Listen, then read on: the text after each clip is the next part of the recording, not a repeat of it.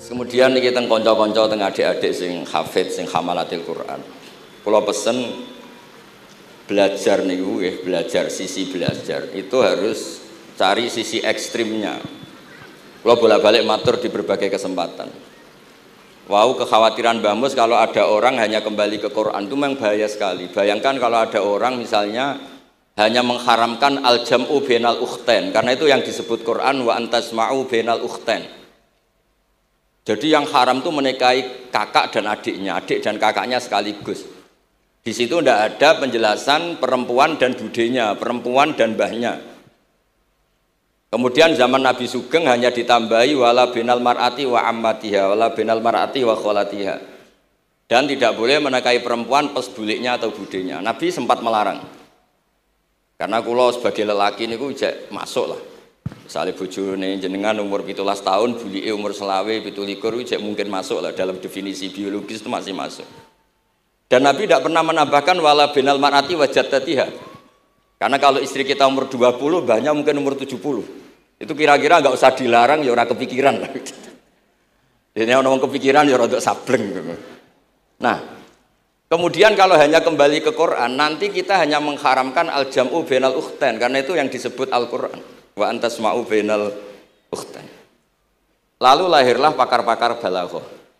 Itu disebut min itlaqil ba'di wa iradatil kul, yang disebut ukhtain tapi maknanya bainal mar'ataini sing bainahuma ada mahram atau ada mahramiyah. Antasma'u al mar'ataini sing bainahuma mahramiyatun. Jadi barokahnya ngaji sama ulama itu kita tahu duduk perkaranya. Ini lafadz yang mewakili atau lafadz yang sebenarnya atau lafadz yang simbolis. Lafadz simbolis itu saking mangkelnya Allah. Itu kalau ada orang salah itu disebut wa ja'ala minhumul qiradata wal khanazira wa abadat tauhid.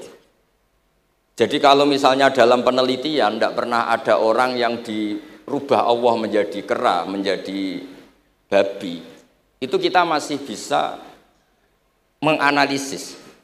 Itu saking ibaratun an ghadabillah, atau diistilahkan balaghah ini tasbih yang balik sehingga ada tuh tasbih dibuang.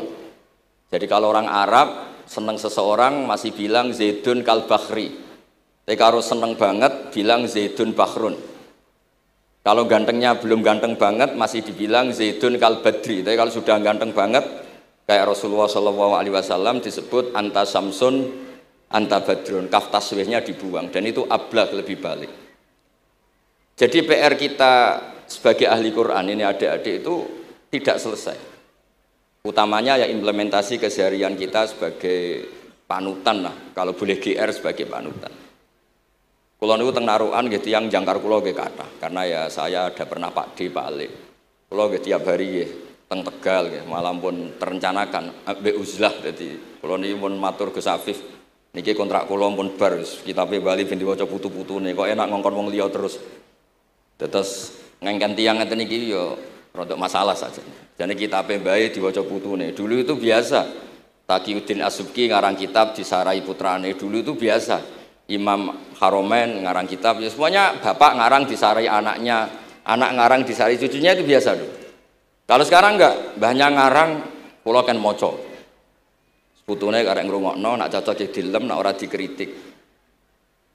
Terus saya minta ya, tradisi kula niku mboten sombong. Di hallnya Bapak itu saya tiap hallnya Bapak mesti baca kitab. Mboten nate ngundang sinten-sinten. Perkarane tiyang NU niku ora usah diundang wis teko. Mboten wonten undangan sing teko mun kuatah. Mbok saking senenge wong alim, mbok saking senenge bingung mboten ngerti, pokoke ora diundang teko. Ya akhirnya kula bingung, ora hormat iku dosa. Hormat iku sing teko iku ninggal kewajiban ngurusi bojone, timbang ngurusi bojo ribet nekani khol. Timbang mulang madrasah buncahe buling-buling bisa roi sithik nekani khol. Terus kadang-kadang tiyang lunga niku nggih pelarian mboten mesti hormat. Niku penelitian niku sampean cek. Terus niki kula cerita pentingnya belajar Quran.